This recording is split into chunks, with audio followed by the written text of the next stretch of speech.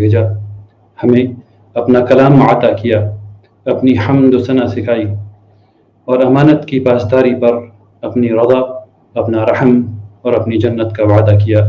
سبحان اللہ و بحمدہ، سبحان اللہ العظیم۔ میں شکر گزار ہوں all India Muslim personal law board کا، اور خاص کر اپنی بہن جنابہ ڈاکٹر اسماء زہرا طیبہ صاحبہ اور ان کی ٹیم کا، جنہوں نے اس سیمینار کو منعقد کیا۔ بارک اللہ فیکم جمیعا۔ حاضرین کرام، السلام علیکم ورحمۃ اللہ وبرکاتہ۔ ہم لوگ آج کے نوجوان، ان کے مسائل اور ان کے حل پر بات کرنے کے لیے جمع ہوئے ہیں۔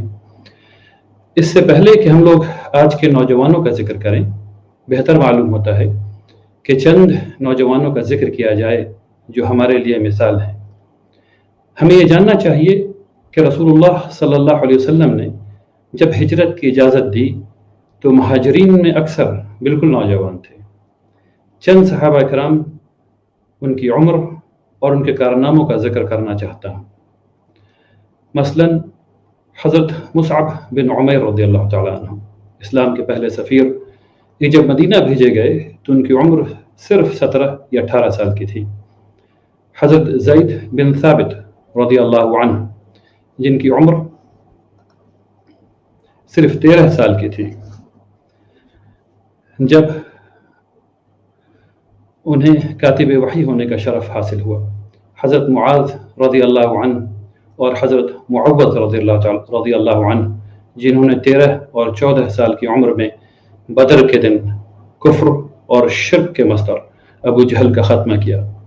حضرت زبیر بن العوام رضی اللہ عنہ، انہوں نے صرف 15 سال کی عمر میں اسلام کے لیے تلوار اٹھائی اور آپ صلی اللہ علیہ وسلم کے حواری بھی بن گئے۔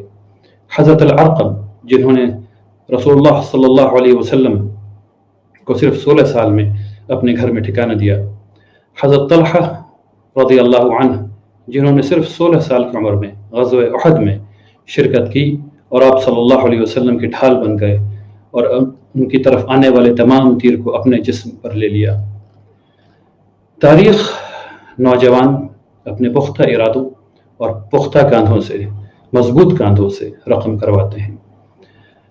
حضرت اسامہ بن زید رضی اللہ تعالیٰ عنہ، جن کی عمر صرف 17 سال تھی، جب انہوں نے بازنطینی سلطنت کو اپنے گھٹنے ٹیکنے پر مجبور کر دیا۔ محمد بن القاسم رحمۃ اللہ علیہ، ان کی عمر صرف 17 سال تھی جب انہوں نے سندھ کے ملکوں کو فتح کر لیا۔ عبد الرحمن الناصر، جنہوں نے 21 سال کی عمر میں اندلس پر حکومت کی اور اس زمانے کو گولڈن ایج بھی کہا گیا۔ محمد الفاتح، جن کی عمر صرف 22 سال تھی جب انہوں نے قسطنطنیہ کو فتح کر لیا۔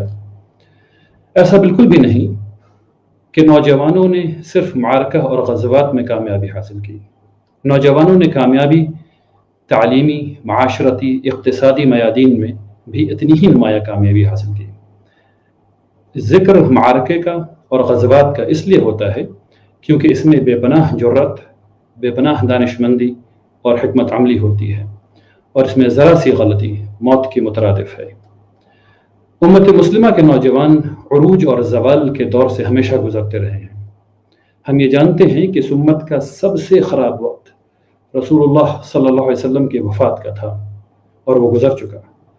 اس لیے مسلمان نوجوان کا جو مسئلہ ہے اسے اس سے بڑا کر کے نہیں دیکھنا چاہیے اور نہ ہی اسے کم آنکنا چاہیے۔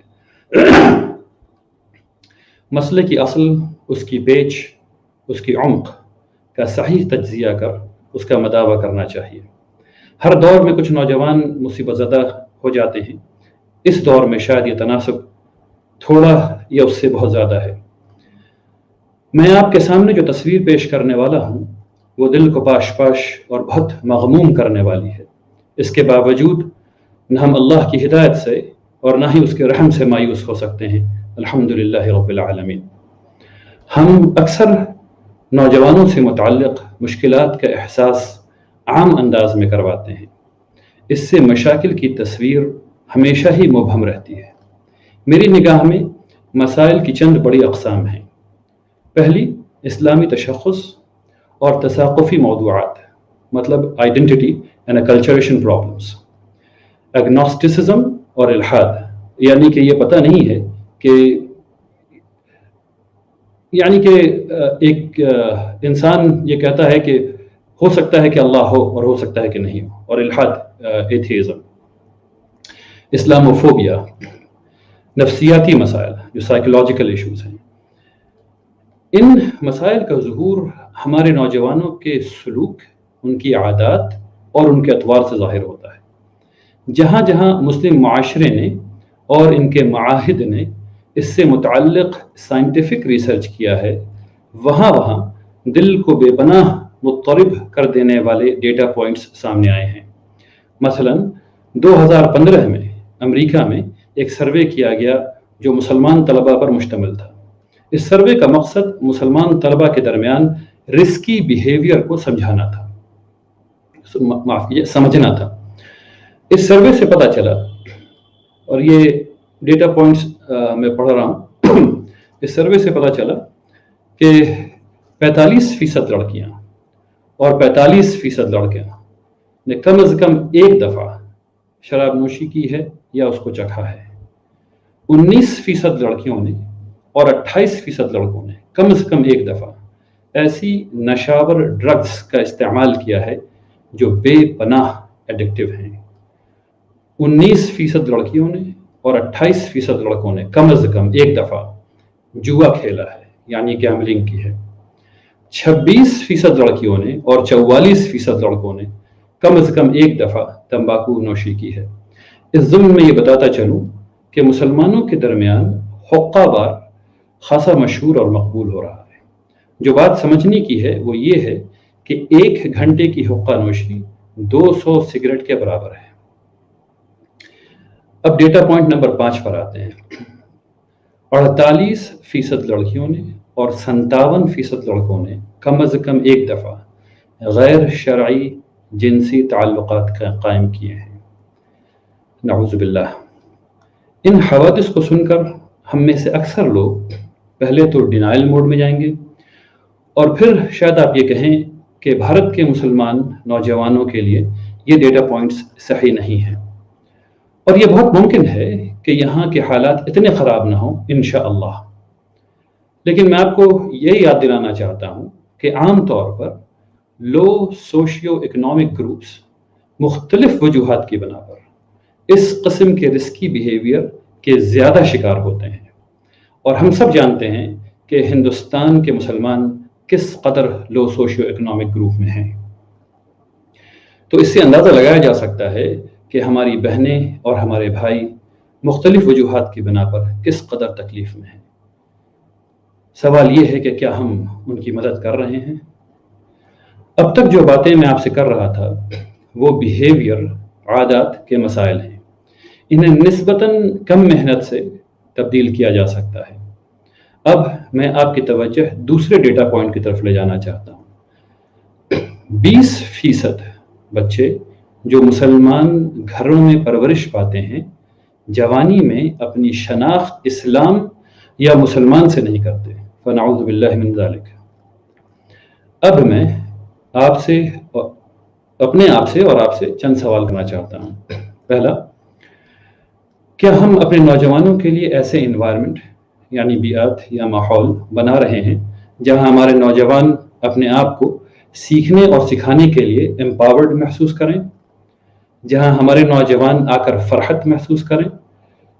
کیا ہمارے گھروں میں، ہمارے اسکولوں میں، ہمارے مدارس میں، ہماری مساجد میں ماحول فرحت بخش ہے، اپناپن ہے، یا صرف اپنے فرض کو نبھانے ہم آ رہے ہیں؟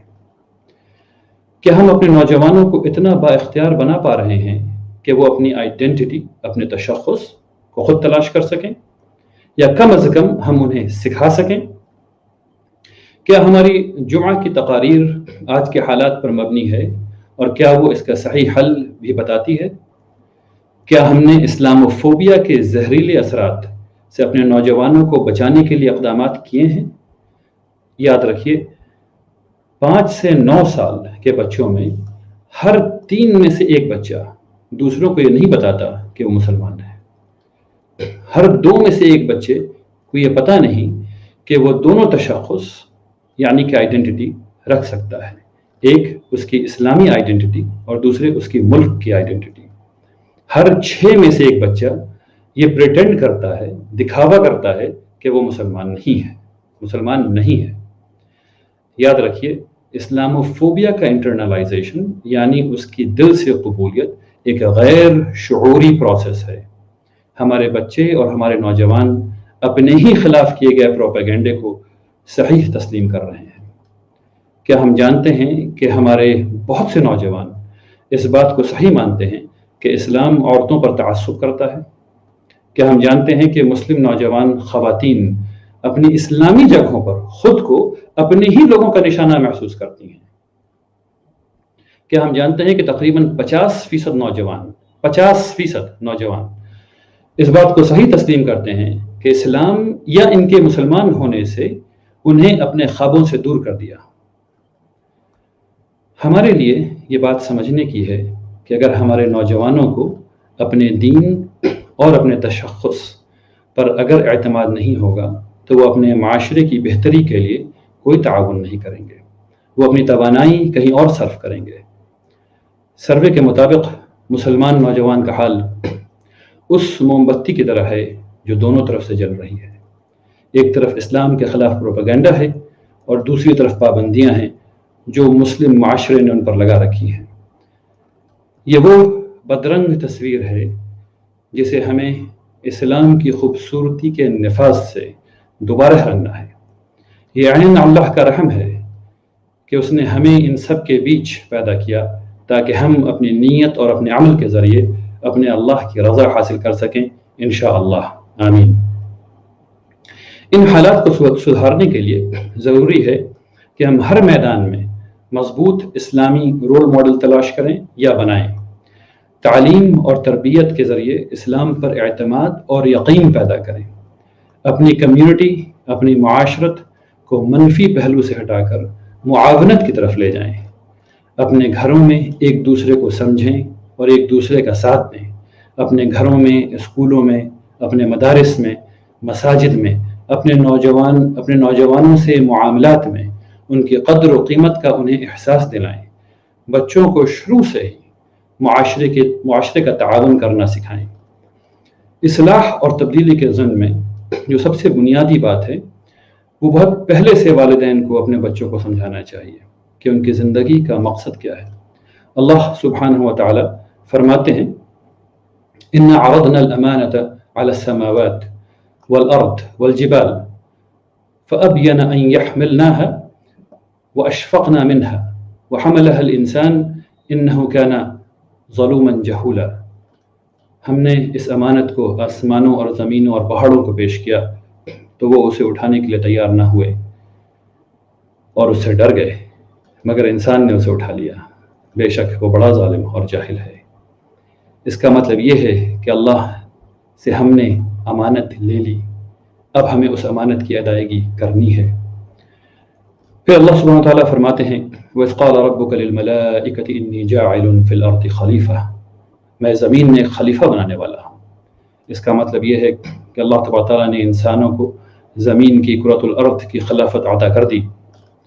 پھر اللہ سبحانہ وتعالیٰ نے ہمیں اشرف المخلوقات بنایا، یعنی ہمارے اندر سب سے زیادہ اپنی رضا کو حاصل کرنے کا پوٹینشل عطا فرمایا، اور فرمایا وَمَا خَلَقْتُ الْجِنَّ وَالْإِنسَ إِلَّا لِيَعْبُدُونَ، میں نے جن اور انسانوں کو صرف اپنی عبادت کے لیے پیدا کیا۔ اللہ سبحانہ و تعالیٰ نے ہمیں خلافت دی، امانت دی، اور ہمیں اس امانت کی ادائیگی کے پوٹینشل سے بھر دیا، اور پھر بتایا کہ مسلمان کا تمام کام عبادت ہو سکتا ہے اگر اس کی نیت اللہ کو راضی کرنے کی ہے۔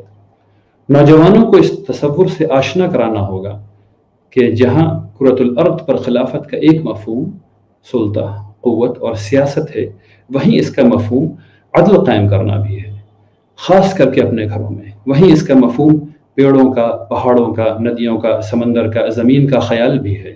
اس کا مفہوم ہر انسان کا خیال ہے، اور ہر انسان تک اللہ کے کلام کو پہنچانا بھی ہے، اور یہ سب سے اہم مسئولیت ہے۔ ان مسئولیات کی ادائیگی چند چیزوں کو سمجھنے سے شاید یا نسبتاً آسان ہو جاتی ہے۔ سب سے پہلی چیز آپ کی ذہنیت، ہماری سوچ، ہمارا ایمان ہے۔ ایک مسلمان کی نیت ہمیشہ خاص اللہ کی رضا کے لیے ہونی چاہیے۔ اگر یہ نہیں ہے تو عمل قبول نہیں۔ اللہ تبارک تعالیٰ فرماتے ہیں قل ان صلاتی و نسکی و محیای و مماتی للہ رب العالمین، کہو میری نماز، میری قربانیاں، میرا جینا اور میرا مرنا سب کچھ صرف اللہ کے لیے ہے۔ دوسری چیز مسئولیت کی ذہنیت کو پیدا کرنا ہے۔ رسول اللہ صلی اللہ علیہ وسلم نے فرمایا کلکم راعی وکلکم مسئول عن رعیتہ، ہم میں سے ہر ایک چرواہا ہے اور ہر ایک اپنی ریوڑ کا ذمہ دار ہے۔ اس حدیث کو سمجھنے کا مطلب یہ ہے کہ ہم اپنے اندر اونرشپ مینٹالٹی پیدا کریں، جس کا لازمی نتیجہ ہر چیز میں احسان کی حصولیابی ہونا چاہیے۔ اس کا مطلب یہ بھی ہے کہ ہم اپنی نیتوں اور عمل پر مسئول ہیں اور اس سے اللہ کی رضا کو حاصل کرنے کے لیے ان دونوں چیز کو صحیح کر سکتے ہیں۔ اب جب ہم لوگوں نے ذہنیت صحیح کر لی اور مسئولیت آ گئی تو اب تیسری چیز توکل ہے۔ اسلام میں توکل کا بہت اہم کانسیپٹ ہے اور بہت امپاورنگ کانسیپٹ ہے، لیکن کہیں کچھ غلطی ہو گئی ہے جو لوگ توکل کو غلط سمجھ بیٹھے ہیں۔ اسلام میں توکل دنیاوی اسباب ختم ہونے کے بعد شروع ہوتا ہے۔ جب تمام اسباب جڑ جائیں تب ایک مسلمان یہ کہتا ہے کہ اگر یہ کام ہو گیا تو الحمدللہ، اور اگر یہ کام نہیں ہوا تو الحمدللہ، کیونکہ دونوں ہی صورتوں میں میری جیت ہے، ثم الحمدللہ۔ یہ بات رسول اللہ صلی اللہ علیہ وسلم کی اس حدیث سے بھی واضح ہوتی ہے جہاں ایک صحابی آپ کے پاس تشریف لائے اور فرمایا یا رسول اللہ، میں اونٹ کو باندھ کر اللہ پر توکل کروں یا اونٹ کو کھلا چھوڑ کر اللہ پر توکل کروں؟ رسول اللہ صلی اللہ علیہ وسلم نے فرمایا اونٹ کو باندھو اور پھر اللہ پر توکل کرو۔